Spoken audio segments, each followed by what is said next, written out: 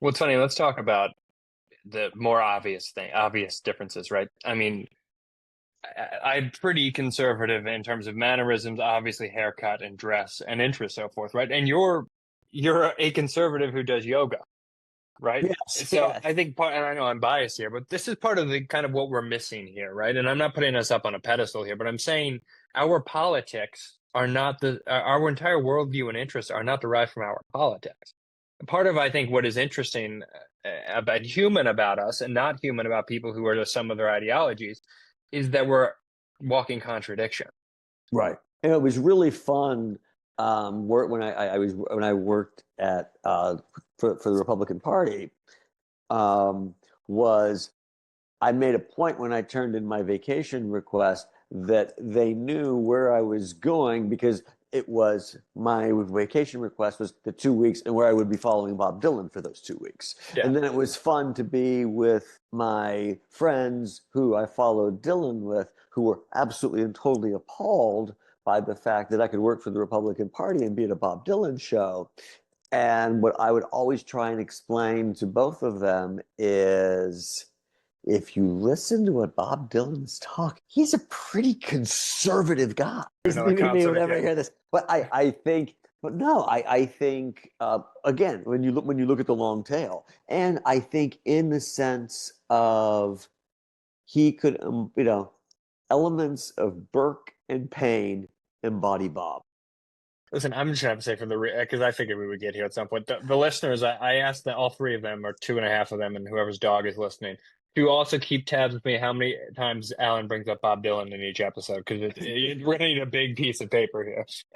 But no, I think there's something to Well, you're missing when you silo yourself off into an ideological box, and by extension, a social box because of it, right?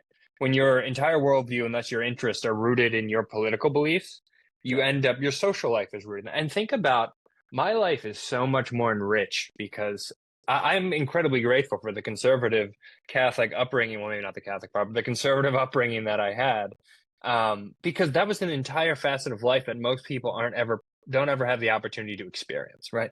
Right. I doubt my kids will never, one likely never experience that because I'm not going to bring up my kids in a conservative manner, right? Because I'm not a conservative.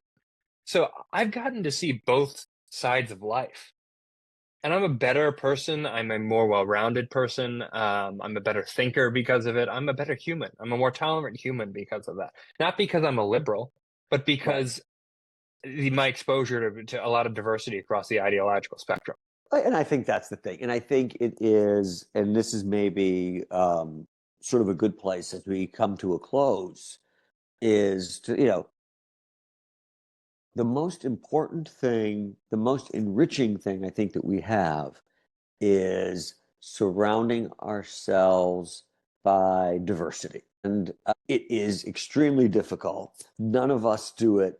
I certainly don't do it well. I have my things that I very much enjoy and I stay in my lane a lot of the time. But I think of there's so many things that I understand better because I was curious enough or someone made me want to be curious about something,